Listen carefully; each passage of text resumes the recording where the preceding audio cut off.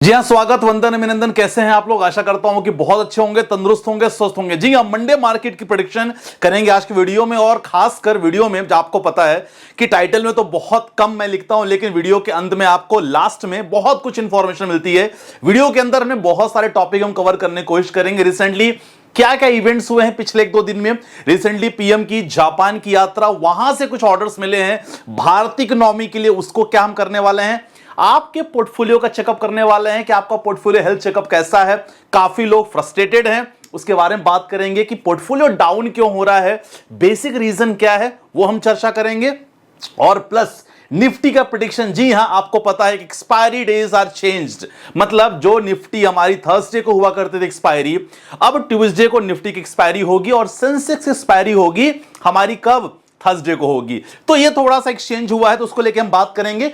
Monday के market पहले prediction देख लेते हैं। मंडे का मार्केट अगर निफ्टी की आप बात करोगे ना, तो जी हां 24,426। अब ये देखो, इंपॉर्टेंट ये है कि 24,426 पे तो क्लोजिंग हुआ, लेकिन मैंने ना तीन इंपॉर्टेंट लेवल ड्रॉ कर रखे हैं। आप समझ सकते हैं कि ये रेजिस्टेंस, दो हमने रेजिस्टेंस ड्रॉ करके रखा है, एक इंपॉर्टेंट सपोर्ट ड्रॉ रखा है। अब इंपॉर्टेंट है कि मार्केट जो फ्राइडे का मार्केट था ना, एक मोमेंटम लास्ट में आया था, और देख सकते हैं 24,400 का सपोर्ट इंपॉर्टेंट है। तो इंपॉर्टेंट देखा जाए 24,400 का सपोर्ट एक बहुत इंपॉर्टेंट लेवल है अगर हम निफ्टी की बात करते हैं, क्योंकि अगर इसके नीचे बाजार खुला डेफिनेटली और फॉल आ सकता है, क्योंकि इसके नीचे कम से कम 200 पॉइंट है।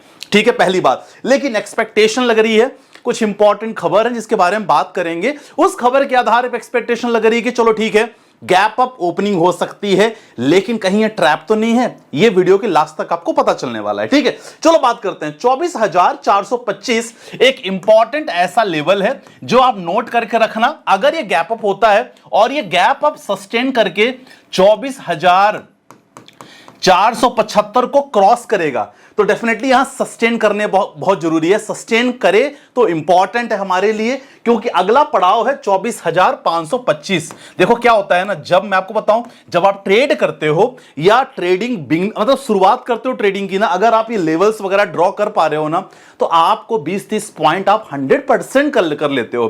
काफी लोगों को यकीन नहीं होता, लेकिन डेफिनेटली हमने बहुत बार लाइव करके दिखाया है इसको। अब ये 24,525 एक ऐसा लेवल है जो अगला एक टारगेट लेवल है। अगर 24,525 को क्रॉस होता है, डेफिनेटली मार्केट में एक अच्छी खासी आपको तेजी देखने को मिल सकती है। 24,525 would be the good resistance in terms of Nifty trading. ठीक है, ये चीज समझ में आ गया। चलो, अब इंपॉर्टेंट है क्या क्या अभी इवेंट हुए उसके बारे में हम बात करेंगे। देखो, इवेंट बहुत सारे हैं, पिछले 2 दिनों की कहानी आपको समझना बहुत जरूरी है।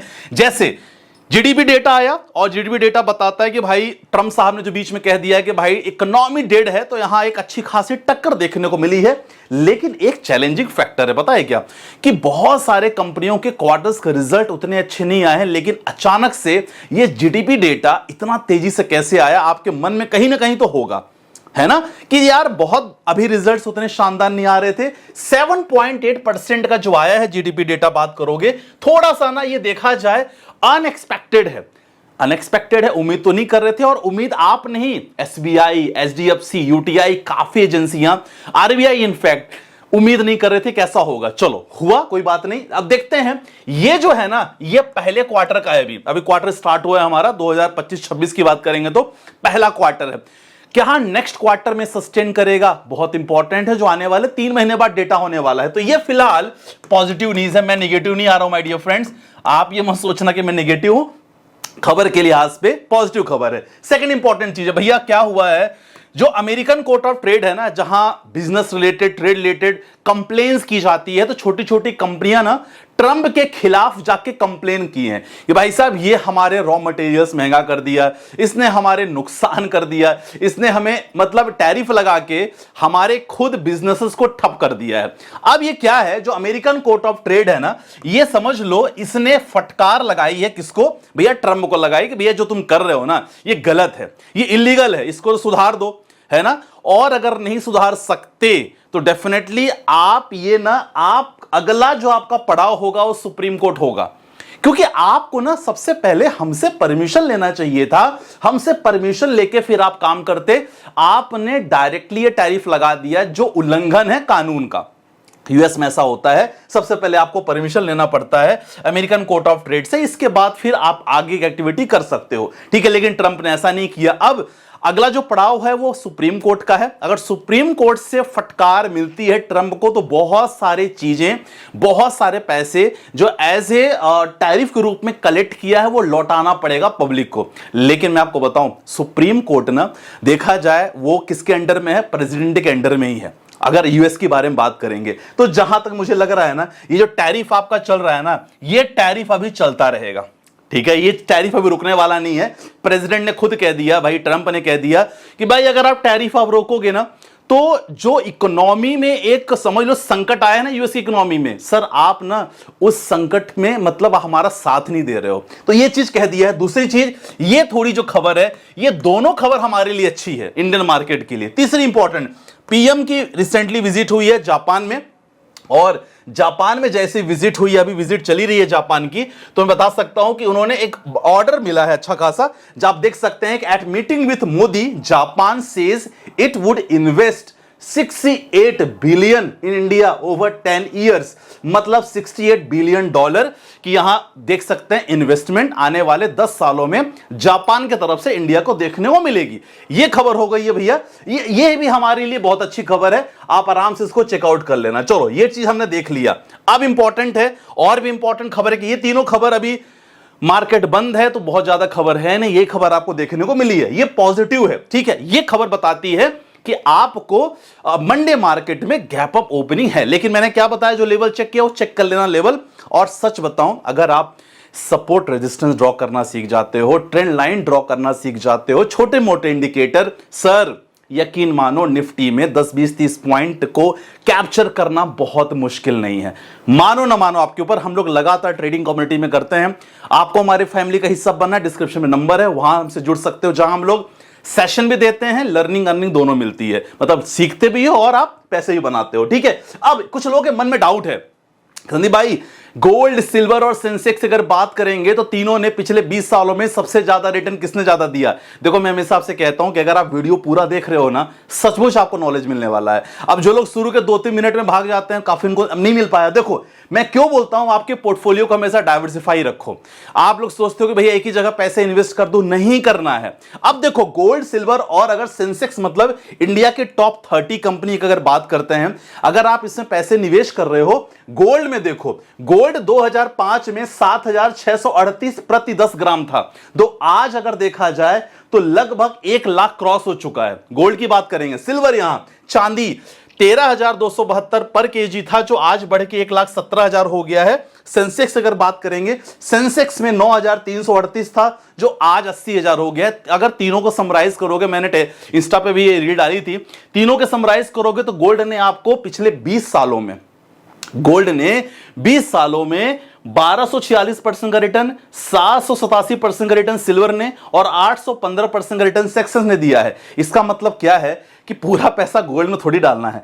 गोल्ड हमेशा आप देखते हो सिचुएशन, जब भी कुछ वॉर सिचुएशन होती है या कुछ भी आपदा स्थिति आती है तो गोल्ड का प्राइस बढ़ता है ना। लेकिन गोल्ड, अगर आप गोल्ड के लिए बहुत आपको पैसे चाहिए तो थोड़े थोड़े आप ईटीएफ में भी निवेश कर सकते हो। हमने अपनी कम्युनिटी में बहुत बताया कि ईटीएफ में निवेश करना बहुत इंपॉर्टेंट है, लगातार पोर्टफोलियो भी हमने इंक्लूड किया है। तो गोल्ड, अगर आपके पास पैसे नहीं है बहुत ज्यादा, तो डेफिनेटली आप क्या प्लान कर सकते हो, गोल्ड ईटीएफ में निवेश कर सकते हो, ठीक है। सिल्वर ईटीएफ में निवेश कर सकते हो, बाकी सेंसेक्स, तो तीनों का मैंने हालचाल आपको बता दिया है। चलो अब आपके कुछ पोर्टफोलियो पे आ जाते हैं। सर जेएम फ्लेक्सी कैप हम लमसम किया था, 1 साल से हो गया, एग्जिट कर दूं। देखो यही होती है कहानी सबको खाना, मतलब देख रहे हो, ये किसी के अंदर पेशेंस नहीं है। मैं सच बताऊं, एज ए इन्वेस्टर आपके मन में पेशेंस नहीं है तो मैं तो चाहता हूं आप मार्केट से निकल जाओ, आपके लिए नहीं है। भाई साहब साल भर में ही थक गए। मेरे पास एक ऐसा फंड है जिसने 2 साल में रिटर्न नहीं दिया, तीसरे साल मुझे 58% का रिटर्न दिया है। सोचो, काफी लोगों को पता है। अब ये सोलो 1 साल में इनकी हालत खराब हो गई। सर ऐसे करोगे तो पैसे नहीं बनते हैं, आपको थोड़ा इंतजार करना बहुत जरूरी है, नहीं तो कोई मतलब नहीं है। सर रिव्यू कर लीजिएगा पोर्टफोलियो मेरा, बंधन स्मॉल कैप, मोतीलाल, निपॉन, पराग पारी, फ्लेक्सी कैप, ठीक है। कंटिन्यू चलते रहो, कोई दिक्कत वाली बात नहीं है। अगला क्वेश्चन है sir, SBI energy mutual fund पर ऑल टाइम लॉस है। देखो आपने सेक्टोरियल फंड लिया है, एसबीआई एनर्जी जो है ये सेक्टोरियल फंड है। मैंने क्या कहा, सेक्टोरियल फंड को 5 साल से पहले आप कुछ नहीं कर सकते हो, ठीक है ना। ये पराग पारिक टैक्स सेवर फंड, वो तो ठीक है। मोतीलाल ओसवाल का मिड कैप ठीक है, मोतीलाल का डिफेंस भी ठीक है। ठीक है, तो ये अगर इस फंड में आप हो, अगर आपको डर लगता है तो निकल जाओ, मैं कुछ कहूंगा नहीं, क्योंकि ऐसे फंड आपको 4 से 5 सालों में रिटर्न बना के देते हैं। अगला क्वेश्चन, सर मार्केट घूम घूम कर वही निगेटिव पॉइंट पर आ जाता है, पोर्टफोलियो ऑलवेज निगेटिव। देखिए उनके लिए है जिन्होंने पिछले 1 से 2 साल में निवेश किए। मेरा म्यूचुअल फंड आज भी मुझे 20% सुपर रिटर्न दे रहा है। क्यों दे रहा है? क्योंकि मुझे इन्वेस्ट किए हुए 5 साल हो गए। पीछे अभी कुछ समय पहले ये 24% था, मार्केट बीच में करेक्शन हुआ, 20% आ गया। CAGR रिटर्न 20% है, बहुत अच्छा माना जाता है, क्योंकि कंपाउंड जैसे से बढ़ेगा ना, आपके पैसे और बढ़ेंगे। तो इंपॉर्टेंट पता है क्या है? आप सोच रहे हो ना कि तुरंत पैसा बनेगा, मुझे 100% पता है, 1-2 साल से ज्यादा आपने निवेश नहीं करके रखा है, समय बिताओ, ज्यादा पैसे बनेंगे। ठीक है sir, ICICI Prudential balance advantage fund regular growth से ICICI Prudential multi asset fund direct growth में स्विच करने की सोच रहा हूं। अच्छा है, गलत नहीं है। 3 लाख का कॉर्पोरेट है, 50,000 प्रति महीने करके 6 महीने में पूरा स्विच कर दूंगा सर, क्या मुझे? हाँ कर सकते हो ना, आईडीपीएस बिल्कुल कर सकते हो, गलत नहीं है बिल्कुल। अगला question sir, contra fund multi cap, SBI contra, SBI multi cap, SBI technology, Canara Robeco large cap, Canara Robeco small cap, 3000 Axis large and mid cap, Tata digital fund. ठीक है, बहुत बढ़िया, कंटिन्यू करते जाओ राकेश, कोई दिक्कत नहीं। आप भी अपने पोर्टफोलियो भेजते रहो, चैनल को फॉलो कर लेना, सब्सक्राइब कर लेना, वीडियो पसंद आए तो लाइक करना। और बाकी आपको कोई भी हमारी सर्विसेज चाहिए, म्यूचुअल फंड है, स्टॉक्स है, क्रिप्टो ट्रेडिंग है, स्विंग ट्रेडिंग है, एवरीथिंग, जहां मैं आपको सिखाता भी हूं। और यस, आप हमारी कम्युनिटी में रहकर ट्रेड भी कर सकते हो, डिस्क्रिप्शन में नंबर है, वहां जुड़ सकते हो। और आपको टैक्स रिलेटेड कोई भी इंफॉर्मेशन चाहिए, क्योंकि देखो मैं उसका एक्सपर्टीज तो हूं नहीं, तो टैक्स फाइल करना, टैक्स रिलेटेड इंफॉर्मेशन, डिस्क्रिप्शन पे नंबर वो भी है, आप हमारी टीम से जुड़ सकते हो। We have the dedicated CS there. ठीक है, चलो आज वीडियो में बस इतना ही। आशा करता हूं कि मंडे मार्केट ठीक होगा, लेकिन सस्टेन करना बहुत जरूरी है। अगर वो सस्टेन नहीं किया तो डेफिनेटली मार्केट में पैनिक सिचुएशन आ सकती है। चलो, मैं तेरे वीडियो के साथ अपना ध्यान रखिएगा, बाय बाय, टेक केयर, जय हिंद गाइस।